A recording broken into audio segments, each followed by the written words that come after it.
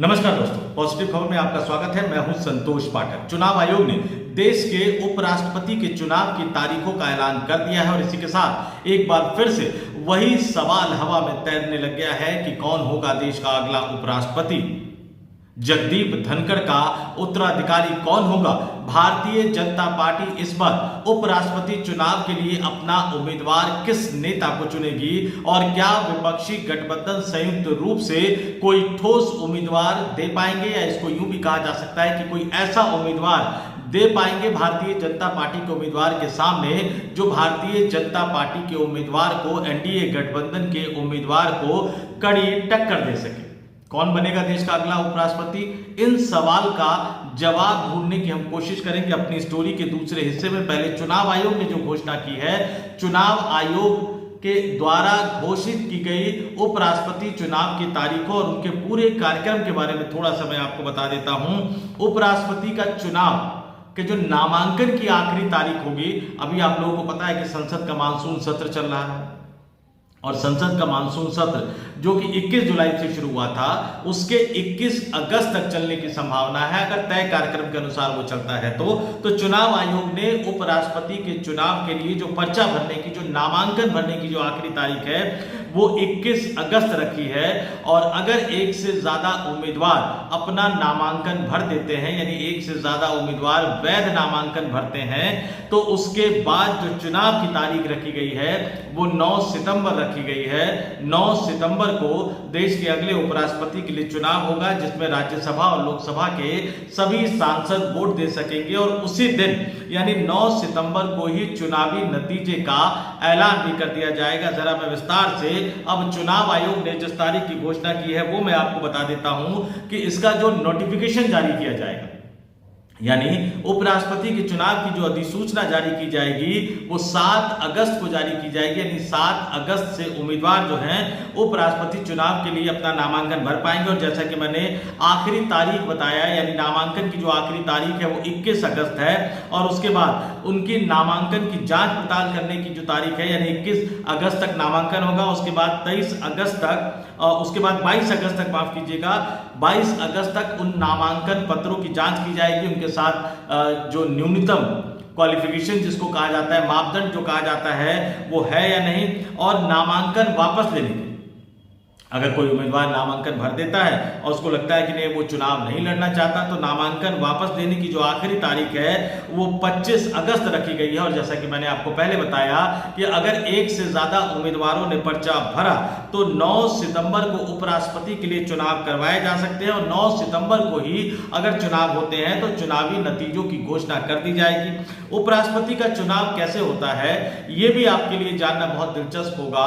उपराष्ट्रपति का चुनाव लोकसभा और राज्यसभा के सांसद करते हैं। उपराष्ट्रपति का चुनाव गुप्त मतदान प्रणाली के द्वारा किया जाता है, यानी सांसद ने किसको वोट दिया, किस उम्मीदवार के पक्ष में वोट दिया, ये कभी भी किसी को पता नहीं लगेगा। और एक खास बात कि राजनीतिक दल उपराष्ट्रपति के चुनाव के लिए कोई व्हिप जारी नहीं कर सकते, यानी कोई भी राजनीतिक दल अपने सांसदों को व्हिप जारी करके मजबूर नहीं कर सकता कि वो एक खास विशेष उनके द्वारा, उनके राजनीतिक दल के द्वारा या उनके गठबंधन के द्वारा घोषित किए गए उम्मीदवार को ही वोट दे। तो सांसदों को पूरी आजादी है, वो अपने मन मुताबिक, वो अपने मनमाफिक, वो अपनी इच्छा अनुसार उपराष्ट्रपति के चुनाव में अगर एक से ज्यादा उम्मीदवार खड़े हुए हैं तो मन माफिक वोट डालकर उपराष्ट्रपति चुन सकता है। यानी सांसदों को इस मामले में पूरी तरह से अधिकार मिला हुआ है। और लोकसभा और राज्यसभा, इन दोनों के गणित को जानना आपके लिए बहुत जरूरी है कि चुनावी गणित में, यानी लोकसभा और राज्यसभा के चुनावी गणित में कौन सा राजनीतिक दल, कौन सा गठबंधन आगे है और कौन सा राजनीतिक दल या क्या परिस्थितियां हैं जिसमें खेला होने की आशंका भी पैदा हो जाती है, या इसको यूं भी कह सकते हैं कि खेला होने की संभावनाएं भी पैदा हो जाती। तो आइए अब आपको बताता हूं उपराष्ट्रपति चुनाव का नंबर गेम क्या कहता है। लोकसभा और राज्यसभा के स्ट्रेंथ की बात कर लेते हैं। लोकसभा 543 सांसदों वाली लोकसभा में अभी एनडीए गठबंधन के पास यानी भारतीय जनता पार्टी के पास खुद के और अपने सहयोगी दलों के सांसदों को मिलाकर जो आंकड़ा है वो 293 यानी 293 का है, जिसमें से 240 भारतीय जनता पार्टी के पास अकेले हैं। वहीं राज्यसभा में अगर एनडीए गठबंधन के सांसदों की संख्या की बात करें तो 133 हो जाता है और दोनों सदनों का 543 लोकसभा और राज्यसभा का 245 अगर हम जोड़ लेते हैं तो यह आंकड़ा 788 पहुंचता है। और इसमें से एनडीए गठबंधन की बात कर ली जाए जिनके पास लोकसभा में 293 और राज्यसभा में 133 सांसद है यानी 426 सांसद है, तो 788 में से 426 ये बहुमत के लिए चुनाव जिताने के लिए पर्याप्त है, क्योंकि आपको आधे से एक अधिक चाहिए यानी 395 वोट। अगर तमाम सांसद सभी सांसद आकर वोट करते हैं उपराष्ट्रपति के चुनाव में तो जिस उम्मीदवार को जिस गठबंधन के पास भी 395 सांसदों का मत होगा वो अपने उम्मीदवार को जिता कर ले जाएगा। और इस मामले में एनडीए गठबंधन के पास बड़े आराम से बहुमत है क्योंकि उनका आंकड़ा 426 तक पहुंचता है। लेकिन कई तरह की चीजें निकल कर आ रही हैं, जो संभावनाएं आशंकाएं उसको जो भी आप कह लीजिए वो पैदा करता हुआ नजर आता है। तेलुगु देशम पार्टी यानी चंद्रबाबू नायडू के पास लोकसभा में 16, राज्यसभा में 2 यानी 18 सांसद हैं। जनता दल यूनाइटेड यानी नीतीश कुमार साहब की पार्टी के पास लोकसभा में 12, राज्यसभा में 4 यानी 16 सांसद है। एकनाथ शिंदे के पास लोकसभा में 7, राज्यसभा में 1 यानी कुल मिलाकर 8 सांसद है। अजीत पवार के पास लोकसभा में 1, राज्यसभा में 3 यानी कुल मिलाकर 4 सांसद है। और इन चारों ही राजनीतिक दलों का जो आंकड़ा है लोकसभा और राज्यसभा दोनों मिलाकर 46 पर पहुंच जाता है। और अगर 426 में से ये 46 सांसद कुछ खेल कर दे तो फिर बीजेपी के उम्मीदवार के पास 380 सांसद ही बच जाते हैं, जो चुनाव जीतने के लिए पर्याप्त नहीं है। मैंने कहा कि गुप्त मतदान प्रणाली के द्वारा चुना जाता है, सांसदों पर किसी तरह की कोई बंदिश नहीं। और इस बीच खबर यह भी निकलकर सामने आ रही है कि कांग्रेस पार्टी की तरफ से जगदीप धनखड़ से भी संपर्क करने की कोशिश की जा रही है। उद्धव ठाकरे की पार्टी की तरफ से संजय राउत ने कोशिश की थी, शरद पवार ने कोशिश की थी, और जिस तरह से जगदीप धनखड़ का इस्तीफा हुआ उसमें कई किंतु परंतु हैं। तो एक कोशिश ये भी की जा रही है कि क्या जगदीप धनखड़ विपक्षी इंडिया गठबंधन के संयुक्त उम्मीदवार बनने को तैयार हो सकते हैं।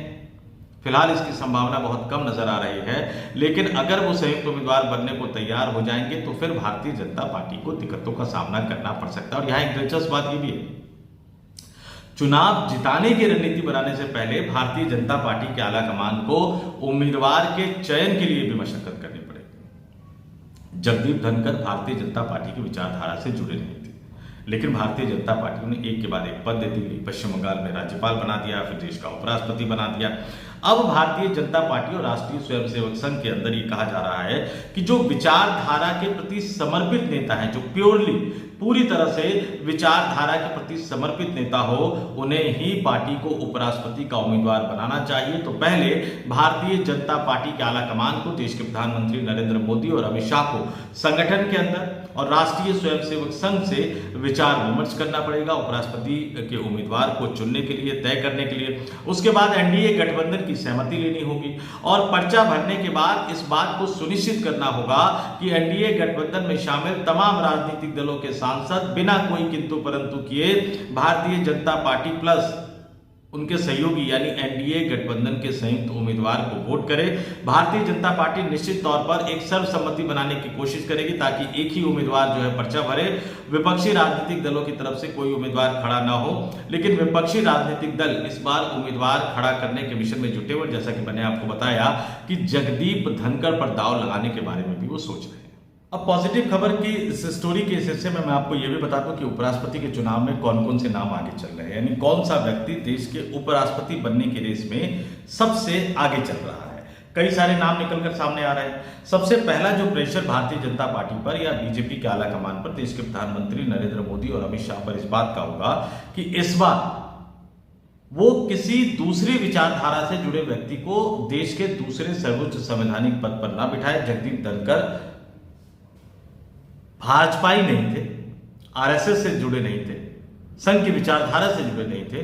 तो अब नरेंद्र मोदी और अमित शाह की जोड़ी पर बीजेपी और आरएसएस की विचारधारा के प्रति समर्पित व्यक्ति को ही उम्मीदवार बनाने का दबाव है, प्रेशर है। इस रेस में स्वाभाविक तौर पर भारतीय जनता पार्टी के वर्तमान राष्ट्रीय अध्यक्ष, जिनका कार्यकाल खत्म हो चुका है, जो केंद्रीय मंत्री हैं, जेपी नड्डा का नाम सबसे आगे चल रहा है।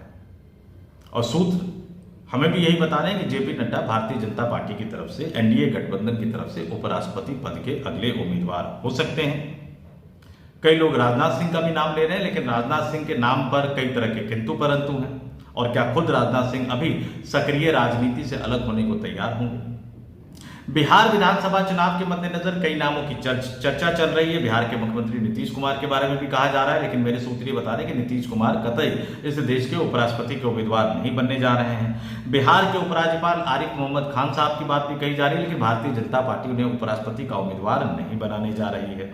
इसके साथ ही जो वर्तमान में राज्यसभा के उपसभापति है, जनता दल यूनाइटेड के राज्यसभा सांसद हरिवंश, उनके भी उपराष्ट्रपति के उम्मीदवार बनने की चर्चा हो रही है, लेकिन वो भी इस रेस में पिछड़ते हुए नजर आ रहे हैं।